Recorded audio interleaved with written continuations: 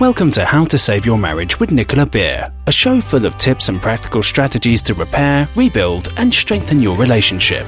If you are currently stuck wondering if your marriage can be saved, or you know you want to save it but don't know how to go about changing it, this show is for you. And now here is your host, Nicola Beer, who specializes in a proven 10-step program to help couples increase the love, passion, and happiness in their marriage in 30 days or less, guaranteed.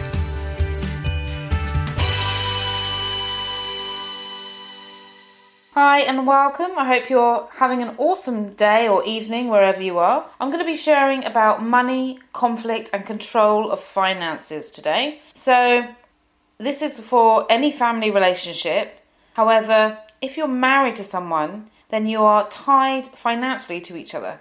So every decision and transaction affects the other, whether you like it or not. And this is why finances and control of them is a big area of conflict in family relationships and marriages especially. You will never agree on everything when it comes to what to spend money on or what to save. However, not agreeing is very different from someone holding all the financial power in a relationship. Many women who give up work to have children sometimes feel a huge lack of control and independence when it comes to finances. Even if the husband is generous when they're out together and tells them that they can have whatever they need financially, the asking all the time can often lead some women to feel controlled financially. Michelle couldn't stand to have always ask her husband for money. Asking her husband for money when she needed a haircut, to buy a friend a birthday present, to even to get herself a coffee or a magazine. She also hated the way that she had to report on every single purchase that she made and hear her husband's comments. He was always so negative, she told me, and he thought that everything was expensive. So she began fearing asking him for money, and instead of asking for things, she held resentment against him, presuming that he would react badly without asking him. So it was kind of a control that was perceived in her mind in a way, because her husband was open to her spending money. He may have complained about it, but yet he was actually, when it came down to it, supportive of what she wanted to do. But it still wasn't working. This perception of control and the control that Michelle felt was causing a conflict in their relationship. It was causing her to feel frustrated, and it was also causing him to feel annoyed that he wasn't respected, and what else could he do? He already thought he was being generous, and his perception is negative about money. That's how he is. And so this is where they were when they came to me. So what we did is we devised a new plan for the way that they structured their finances in the relationship. And we also cleared past resentments. Now, clearing past resentments is essential for a happy marriage. And only you can clear your own resentments. Working with someone to help you is the best. It's not something you can do together. So it's not something you go to a couple counselling for. It's something that you do in an individual. You clear the resentments because holding on to resentment kills the closeness and kills passion. One of the biggest areas of resentment and conflict I come across when it comes to finances is how much one person is spending on their family. I've had couples fall out over money, sent home to pay for a brother or sister's education, family medical bills, or paying for their parents' home and expenses. Then there are stepchildren and families, and this can get more complicated and more tense based on what the couple agree should be spent, is allowed to be spent, is allocated. Some husbands and wives believe that their money earned as a unit, and by that I mean the parent and the children, needs to stay and only be spent within that unit. Others feel obliged to help their wider family and want to treat their family, want to get them holidays, want to book them flights to see them, want to shower them with things and look after them. And these issues have to be worked through and agreed upon, because if not, then they cause anger, they cause jealousy, and they cause negativity, and this implodes into the relationship. And I believe that these kind of things really need to kind of be addressed before getting married. In my pre-marriage coaching, we look at financial beliefs, we look at financial expectations, we look at how you want to manage your finances in an ideal way. And this prevents disappointment and conflict later on. And it also opens the point for discussion in finding that middle way. So let me ask you a few questions. Are your finances causing conflict in your relationship right now? Do you feel resentful at the financial choices your partner makes? Do you feel controlled or free financially? Is it time to change the way your finances are working in your relationship? Is there respect and appreciation when it comes down to how money is managed? In my experience helping couples manage finances differently, I'm a big believer in transparency, so everybody knows everything, and financial education. The more both in the relationship take an interest in finances and work as a team, the better equipped they are to deal with life and its unexpected costs. When people feel happy about the way their finances are being controlled and organised in a relationship, they have more peace. Sometimes people say to me that finances shouldn't be important in love and marriage. Yet to me, that is not really living in the real world. Financial agreement is key because not having enough money and financial insecurity causes fear and stress for many people. And if you think about it, we are the only species that has to pay to survive. No other species has to pay to live. And that is why it's critical to have enough money. Money is also important to find a middle way upon because it's highly emotional. Money is about control. Money is about emotional. Many of us have ideals and dreams for what we want to achieve and have. Many of us have rules for what we do not want when it comes to finances and money. And all of us are affected either positively or negatively by our childhood. This includes how we saw money being managed growing up, how much money we had growing up, what beliefs were passed on to us about having money or not having money. You know, the kind of thing. Money doesn't grow on trees. You have to work hard to get money. Rich people take advantage of people. These are some of the beliefs that people I've worked with have had. Or when you make money, people want to take it away from you. Then on the other side, having money is great. You're a failure if you don't have money. You're a failure if you don't have lots of assets. These are going to impact you if they were installed in you in a very young age. I grew up in a household where we didn't really have much money. I saw my mum working nights, and when my dad got in from work, they would kind of swap over. They didn't really have much of a connection because my mum would work the weekends and my dad would work during the week. And we were struggling as a family, so I admire my mum for looking after 5 children and then going to work. We had very little, and it was a real stressful time for my parents. They used to fight over money a lot. And as a child, you remember the small things.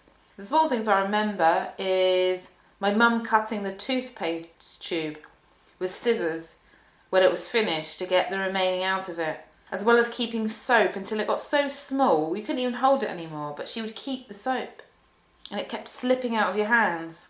I remember that I was not allowed to have cheese and Marmite in a sandwich, or cheese and Marmite on toast, because my mum told me that they were too expensive sandwich fillings. I could only have one. I also remember hating feeling so cold because the heating was not always put on enough, and I resented it. So for me, personally, extreme tightness is very unattractive in a relationship. It's a big, oh no, can't stand it. And at the same time, someone who's too extravagant and just has no care for money really concerns me also, especially if they're doing it on credit. Because I want to make sure that I am never in a situation where I don't have enough money to eat good quality food or to put the heating on when it's cold. Or now I live in Dubai, the AC on when it's hot. Like most people, I guess. You want to have that as a basic. And that's why if I was in a relationship where my partner was not transparent about money, where I didn't know what was going on, or that didn't see the value in saving anything, it would be a challenge for me to have peace. And this isn't about me not trusting a partner This is about years of living through that financial pain and stress, and I believe it's part of me. And I've done a lot of work on clearing financial fear. I've done a lot of work on clearing those blocks to get to where I am today. And it's powerful and it's great to do that. However, there is still that experience in me and the lessons that I've learned, and I can't turn away from that. That's part of me. And this has nothing to do with love either. I can really, really love someone, but if financially we are polar opposites, there's going to be conflict and there's going to be friction and there's going to be tension between us. And you have to really decide, is it worth it? How much tension can you stand, I guess? I'm really grateful to hypnotherapy and NLP, because when I learned the power of hypnotherapy and started creating hypnotherapy, meditations and audios, I was able to get rid of this kind of underlying fear, the anxiety, the worry about it. And now I live in peace. But I still have rules that I believe are sensible and protective on finances. So what are your rules? Do you have any rules around money? Do you have any rules around saving? Are you a fake it before you make it kind of person? Or do you live within your means? And what about your financial dreams? Do you have any financial dreams? Is your partner aware of your financial dreams? Are you aligned? Are there things that currently frustrate you about the way finances are run in your family? When I work with some men and women who are opposite to me, they actually hate the thought of budgeting and they want to be free to spend everything they get. And there's nothing wrong with that, it's just different to me. And this is the thing, it's about finding a way to both feel peace in a relationship like that. Some people, they see something, they want it, they get it, and they don't care about the future. They're not worried about, oh, well, what happens if I'm old and I don't have any money? They'd just be like, yeah, well, I'll deal with it when it happens, I'll get by. And I would love to be like that. I admire them in some ways, but I'm not ever going to be that kind of person. So we all have our own relationship to money. I'm not saying mine is right, it's just mine. In your relationship with money, in your money beliefs, they're either serving you or they're not serving you. And this is going to have an impact when it comes to power and control over money in the relationship. So the key thing before looking at addressing this is to realise that it's deeply personal. It's deeply personal to that person. So don't take it personally if someone is controlling the money. Don't take it personally if someone's tight. Don't take it personally if someone feels that they have to spend it all, because this is a relationship with money that they have developed. And I find that all money issues are control issues and linked to fears, because you can spend a lot of money because you can fear, what does it mean if you've got a lot of money? You can also spend a lot of money because you fear people won't like you unless you spend a lot of money. You can also spend a lot of money because you fear you won't fit in if you don't do that. You can also spend a lot of money because you fear being labelled as being tight. So it doesn't matter what the behaviour is, there always tends to be fear behind it. And a small amount of fear is natural. If it's a big amount of fear and it's causing conflict, then it needs to be worked through. And this is something I love to help with because it's something I struggled with for a long time. When Tony came to me to change a few things in his relationship, he really wanted to know how to say to his wife to stop spending their savings, because she was spending all of their savings. She loved to shop, she loved to go on holidays, and he really wanted to please her. He didn't know how to bring it up, and he really feared her reaction, because whenever he tried to talk to her about finances, she would become very aggressive and very angry. And he also felt guilty. He felt as a provider and the man of the household that his wife and children should have whatever they wanted. Yet he was earning a massive salary, but it just wasn't enough. And there was no financial control on his part. She had the power to buy whatever she wanted, and when he was out of work for a whole year, it was just no longer sustainable. So we made a plan. We made a plan to ask her if she would be accepting to a budget, and if she would be willing to take responsibility to pay things out of the budget, and that she could keep whatever she saves. So it sort of incentivized her to cut back on things that she wasn't that bothered about and prioritise. He also gave her access to see the savings grow and discuss the pension and his retirement dreams. So they now have a set amount a month that they have as play money, a set amount of month that they have as saving money, and money for their retirement fund. Now, her first reaction when Tony told her was aggressive, but after a while, with the right words and the right approach, she came round, and now they really work together as a team, and they are really, really excited because they've planned to travel the whole world when they reach retirement. They plan to drive through New Zealand, the States, and mainland Europe. So now they have this dream that aligns them, and they're able to get over the financial control issue because their finances and their expectations are aligned. As with all things, the key to connection and commitment is involvement. The more you involve your spouse in your financial decisions and make them together, the closer you'll be. It doesn't matter what the financial conflicts are about, you need to listen to each other wholeheartedly, without judgment, be honest about what you can and cannot afford, and find a middle way. Whilst this may seem obvious, you'll be surprised at how many couples are desperately frustrated about how money is dealt with and say nothing. So as you know by now, I like to give exercises to my listeners on the podcast, as well as to the people that I get the privilege of working with. So I'll give you an example of some of the exercises that I give couples to do. I get them to time their phone for 7 minutes, put a timer on their phone for 7 minutes, and to write down all of their beliefs about money that they got from childhood. And then to stop, and then to do it again about all their financial beliefs right now.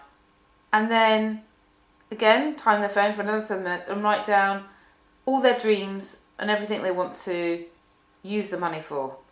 And then to share this with each other. Because obviously I have a more structured approach if I'm working with a couple. I have lists and lists and lists of beliefs and things like that. But this kind of approach is going to enable you to see where each other are coming from.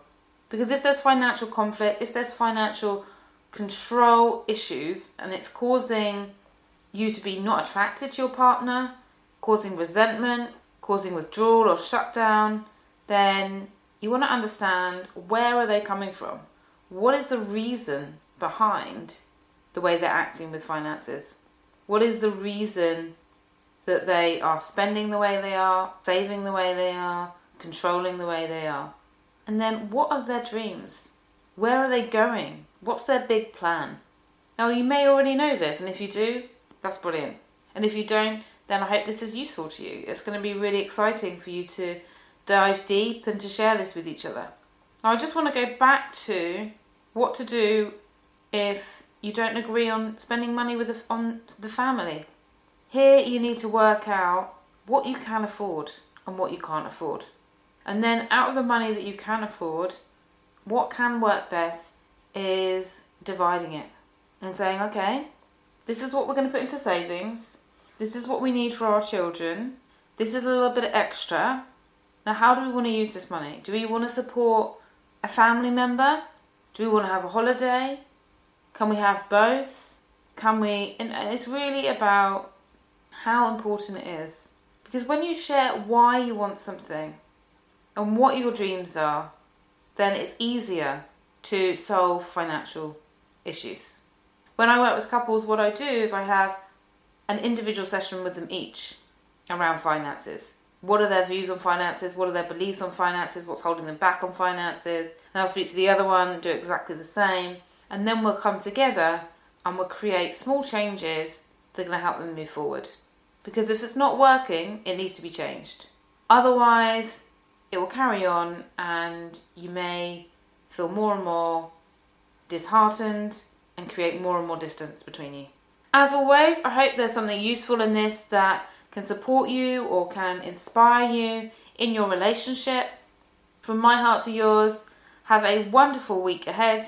And if you haven't already, I recommend you get my 7 Secrets ebook to fixing your relationship, because with that you get lots of email support from me over a period of months which is literally going to give you support. I cover the 10 ways to handle financial conflict in marriage. I cover what to do when your spouse refuses to talk about a certain topic, and loads of other different things that are related to financial conflict and control. Take care and join you next week. Bye. Thank you for listening to How to Save Your Marriage with Nicola Beer.